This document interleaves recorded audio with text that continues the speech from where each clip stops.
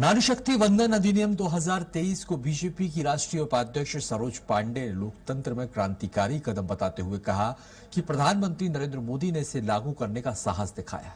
उन्होंने कहा कि बेटी बचाओ बेटी पढ़ाओ से शुरू हुआ महिला शक्तिकरण अब राजनीतिक भागीदारी तक पहुंच गया है।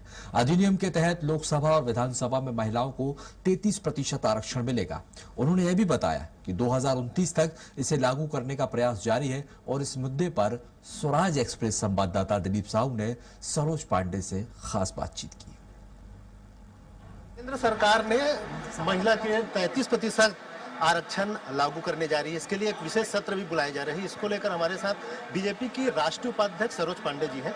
ये नारी शक्ति वंदन जो अधिनियम आ रहे हैं, इसको लेकर क्या ये कब तक लागू होंगे और इसको लेकर जो बातें कही जा रही है, खास करके इसकी टाइमिंग को लेकर, इस पर आप 2029 में इसको लागू कर दिया जाएगा और प्रधानमंत्री जी इसको बहुत गंभीरता से ले रहे हैं।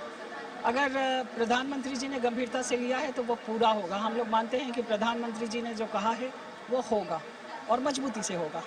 5 राज्यों में चुनाव चल रहा है, खासकर पश्चिम बंगाल को लेकर, तो इसलिए यह बातें उठ रही, सवाल उठ रही है कि चुनाव के समय ही इस तरह से इस अधिनियम को लेकर आप लोग जिस तरह प्रचार प्रसार कर रहे थे। भारत की संसद चल रही है और हर राज्यों की बात अलग है। राज्यों के चुनाव से केंद्र का कोई लेना देना नहीं है।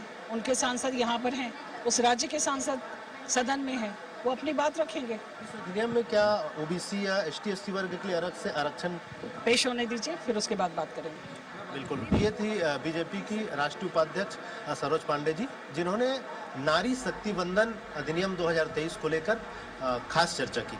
कैमरा पर्सन दीपेश के साथ स्वराज एक्सप्रेस के लिए रायपुर से दिलीप साहू।